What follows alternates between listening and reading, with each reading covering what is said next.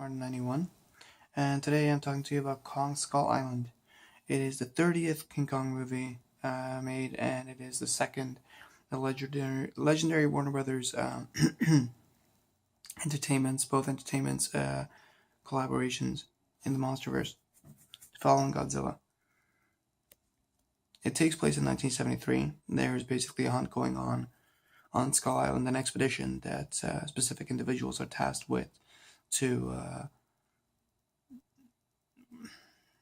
adventure over there and report back with information if they can live through it, of course.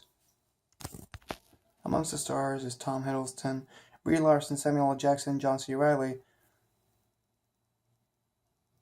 Cast. These are basically the only people so far who've been appearing in the MCU. This is just a side note that I loved. Anyway, while the movie itself is really shy on story, it has a really simple plot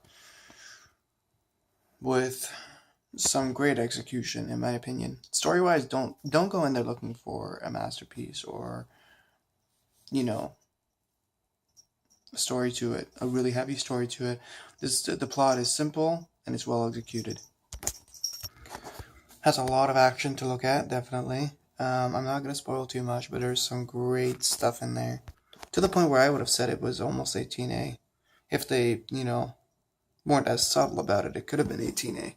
I was surprised by how much gore and how much substance there was in it, honestly, like everything-wise. The references to previous movies were great, especially until to the 1933 one. As I said, I'm not going into spoilers, don't want to spoil too much. I hope you guys like the movie. It is really, really, really well done. The last one that I saw, I have to say, was a Peter Jackson one. And I like that one for its compelling story. I know a lot of people thought it was underrated. I don't know what people are going to be thinking of this one. I'm really interested in seeing the many different views that it's going to be getting, right? I do work at a movie theater, so working in that crowd, seeing those people, the turn-ups and all that's going to be a whole other thing.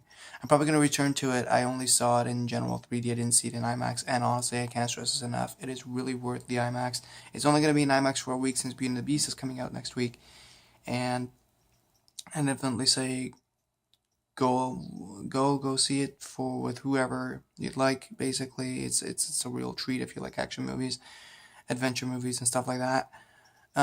King Kong, the visuals were quite astounding, and that's what I want to say though. Just by the trailer itself, and when I was seeing the movie, if this is not nominated at the Oscars, not for Best Picture or Best Screenplay, no, Best Sound Editing or Sound Mixing, it did a really good job of that, and the visuals were quite insane as well. I'd have to say this movie was quite top notch, to the point where I wanted to like it. I didn't expect it to like it this much, right? It's not a top 10 greatest movie of the year kind of thing. I'd say it's the first real, blockbuster of the year. It'd be Fast and Furious to that, in my opinion. I think it actually just opened the doors to the blockbuster season. And it's really early on in March, right? But I mean, it did a really good job. And I hope that, considering that was released in March, and usually movies are not always, best to receive in March, and then sometimes they're like a doomed to fail release date kind of things. Anyway, I really hope it's gonna work, right? Anyway, have a good one, guys. Enjoy the movies, and let me know what you thought. Have a good one.